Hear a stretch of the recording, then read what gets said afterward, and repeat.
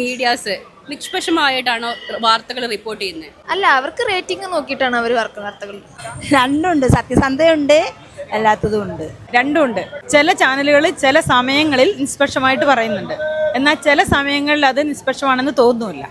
പല ന്യൂസുകളും സത്യസന്ധമാണ്, പല ന്യൂസുകളും ചെറിയ ചെറിയ പ്രശ്നങ്ങളുണ്ട്. അങ്ങനെയല്ല, വരുന്ന ന്യൂസുകളൊക്കെ യഥാർത്ഥമാണ്, അതുകൊണ്ട് എനിക്ക് അങ്ങനെ തോന്നി.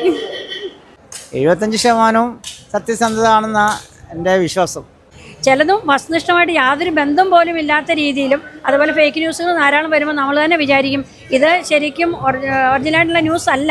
ചില ചാനലുകൾ നിഷ്പക്ഷമായിട്ടാണ് റിപ്പോർട്ട് ചെയ്യുന്നത്, ചിലത് ചില രാഷ്ട്രീയത്തിനോട് അഭിമുഖ്യമായിട്ട് റിപ്പോർട്ട് ചെയ്യുന്നുണ്ട്.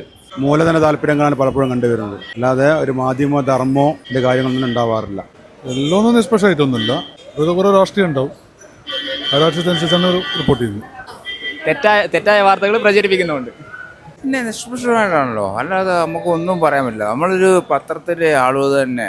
മീഡിയാസ് കംപ്ലീറ്റ് ഒരു അവരുടെ മുതലാളിൻ്റെ താല്പര്യം മാത്രമേ ഉള്ളൂ, വേറെ നല്ലതുണ്ട്, നല്ലതില്ലാത്തതുണ്ട്. ആടിനെ പട്ടിയാക്കുന്ന രീതിയിൽ അവർ കൊടുത്തുകൊണ്ടിരുന്നത് നേരിട്ട് അനുഭവിച്ചതാണ്. തൊഴിലാളികൾക്ക് ഒരു ദിവസം പണിമുടക്കുന്ന മാസങ്ങൾക്ക് മുമ്പേ തൊഴിലാളികൾ നോട്ടീസ് കൊടുത്തിട്ടുണ്ട്. എന്നിട്ടും തൊഴിലാളികൾ കുറ്റപ്പെടുത്തിയും കൂടെ ചില മാധ്യമം രേഖപ്പെടുത്തി.